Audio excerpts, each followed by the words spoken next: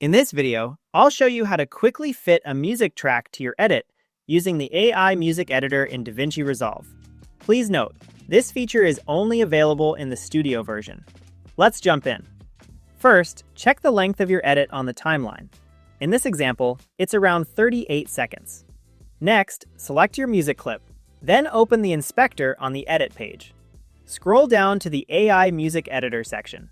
Set the target length to roughly match your edit duration, then click Adjust.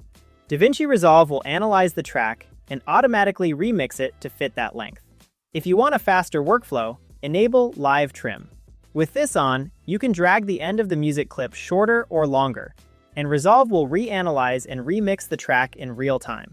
If the first result doesn't feel right, you can switch between different versions generated by the AI until you find one that works better for your edit.